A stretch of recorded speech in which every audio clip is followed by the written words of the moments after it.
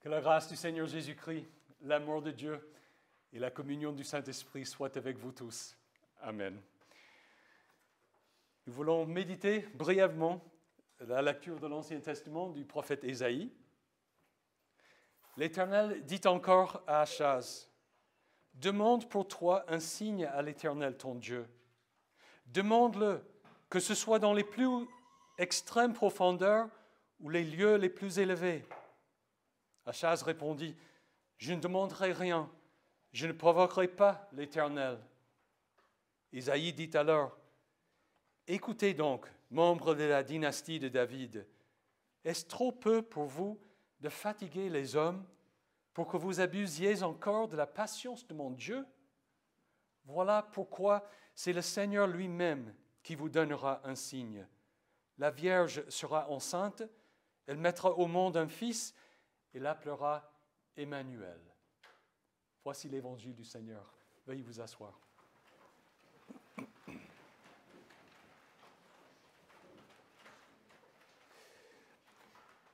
Vous connaissez le dicton « L'homme propose, Dieu dispose ». Ce dicton veut dire que nous formulons des projets dans la vie, mais leur réalisation peut être modifiée, voire annulée, par des causes imprévues.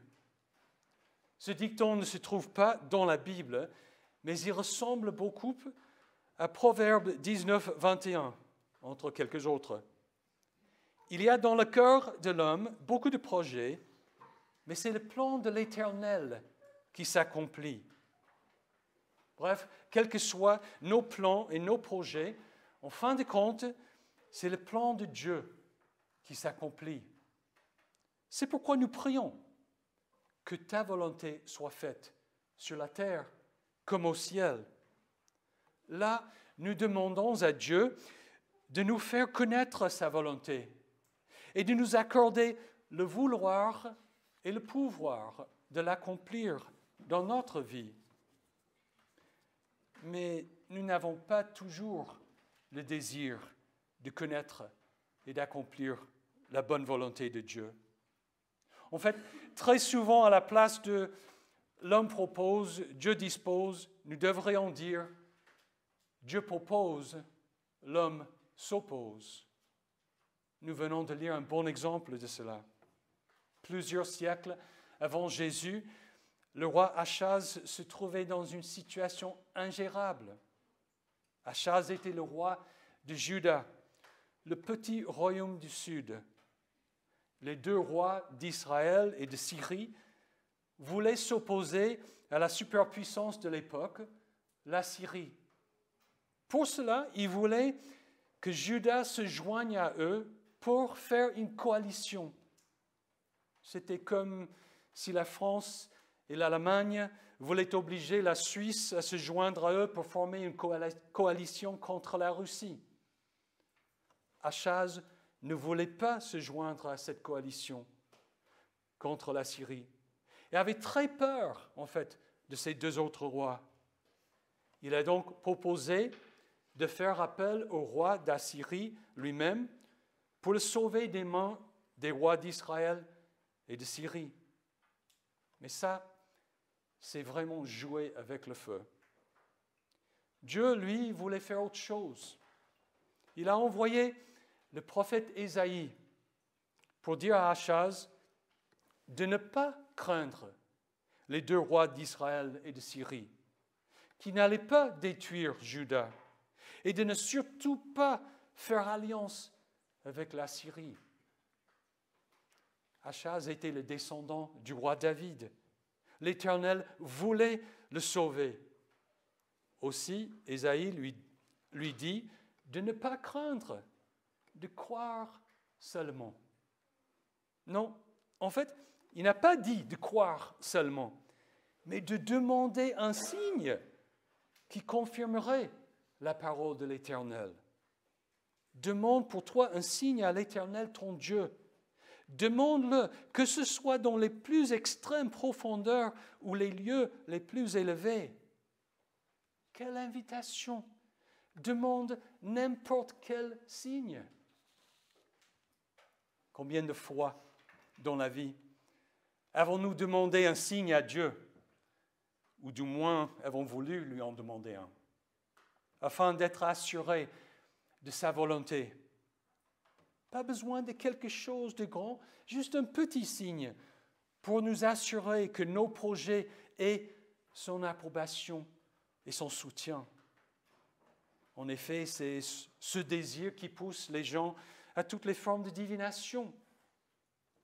Ouvrir sa Bible au hasard et mettre son doigt à l'aveugle sur un verset, puis prendre ce verset pour la réponse précise de Dieu à sa situation. Ou bien consulter un médium avec sa boule de cristal ou ses cartes de tarot, ou se faire son horoscope. Quel bonheur si le Seigneur lui-même nous donnait un signe. À cette invitation inédite, Achaz a répondu, « Je ne demanderai rien, je ne provoquerai pas l'Éternel. » Quoi? Es-tu malade? C'est Dieu et son prophète qui te le disent. Dieu propose, l'homme s'oppose. Heureusement que Dieu n'est pas un homme, n'est pas comme nous. Il ne se laisse pas offenser et détourner de ses plans. Achaz n'a pas eu foi en l'Éternel et en conséquence n'a pas bénéficié de la paix et la joie que produisent la foi. Mais Dieu, lui, n'a pas abandonné son plan, son projet de salut à cause d'Achaz. Ésaïe dit alors, « Écoutez donc, membres de la dynastie de David, est-ce trop peu pour vous de fatiguer les hommes pour que vous abusiez encore de la patience de mon Dieu? Voilà pourquoi c'est le Seigneur lui-même qui vous donnera un signe. La Vierge sera enceinte, elle mettra au monde un fils et l'appellera Emmanuel. Avant que l'enfant sache rejeter le mal et choisir le bien, le territoire dont tu redoutes les deux rois sera abandonné. » Nous ne savons pas s'il y a eu une naissance particulière au jour d'Achaz. Ce que nous savons, c'est que la Syrie a subjugué non seulement Israël et Syrie, mais aussi Juda. En vérité, après Achaz, les rois de Juda ont été des rois fantoches d'Assyrie et puis de Babylone. Le vrai héritier du trône de David naîtrait 7 siècles plus tard à Bethléem. Dieu savait cela, Achaz pas.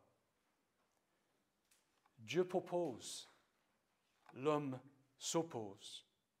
C'est ça la triste vérité de cette histoire. Dieu voulait soutenir et secourir son peuple, et le peuple n'a pas pu croire. Le roi n'a même pas su demander un signe de confirmation lorsqu'il a été invité à en demander un. Il a fallu que Dieu agisse tout seul. Voilà pourquoi c'est le Seigneur lui-même qui vous donnera un signe. La Vierge sera enceinte, elle mettra au monde un fils et l'appellera Emmanuel. Dieu a toujours agi seul en ce qui concerne le salut. Au jardin de Gethsémani, tous les disciples ont pris la fuite et ont abandonné Jésus à son sort. Lui seul a souffert. Lui seul est mort. Lui seul est ressuscité.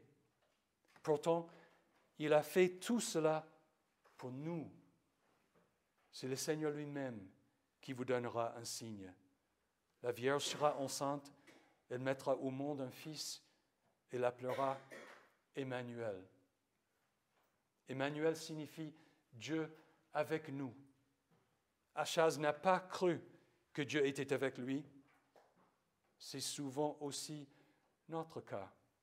Nos prières ne sont pas exaucées et nos projets ne se réalisent pas. Ce n'est pas toujours d'une attitude indifférente que nous disons « l'homme propose, Dieu dispose ».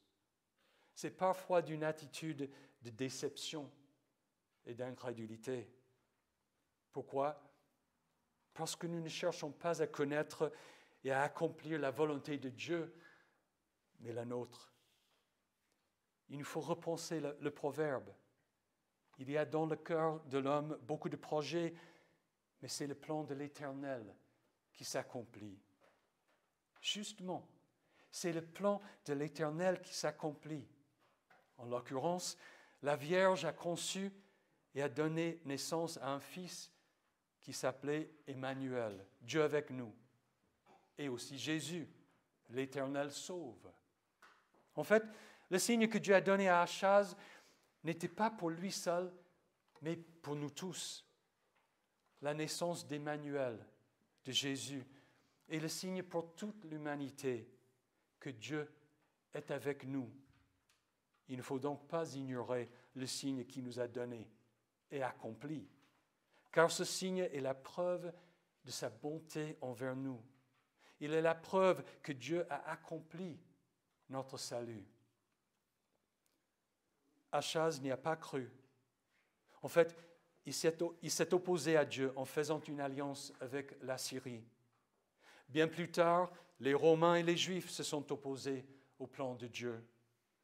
Le roi Hérode a tenté de tuer Jésus. Les Juifs ont demandé sa crucifixion et Pilate a cédé à leur demande. Personne n'a alors compris que ce Jésus était l'Emmanuel promis, le signe que Dieu avait donné au monde.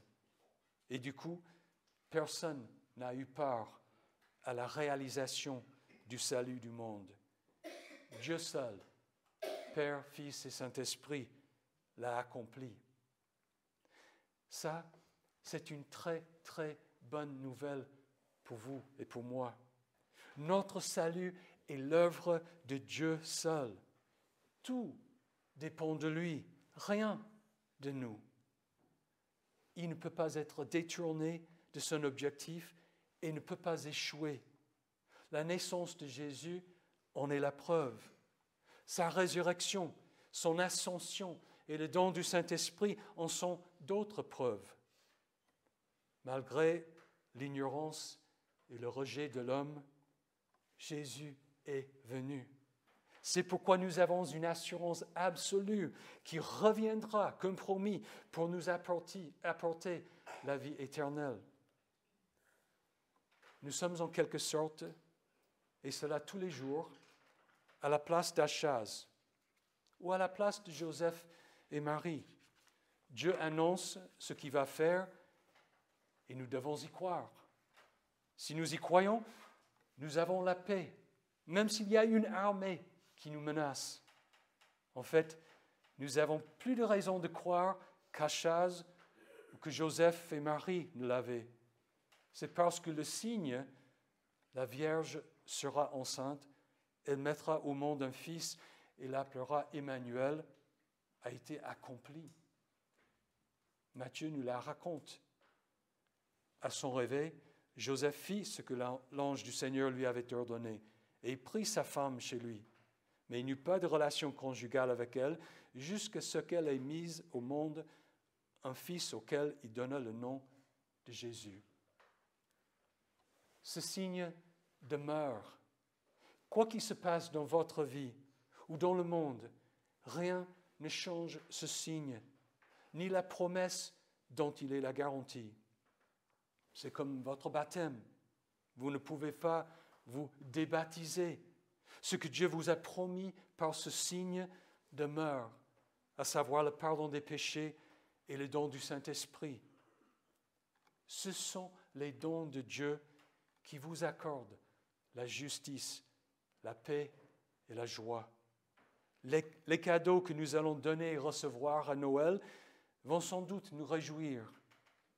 Mais la paix qui dépasse tout ce que l'on peut comprendre vient de Dieu.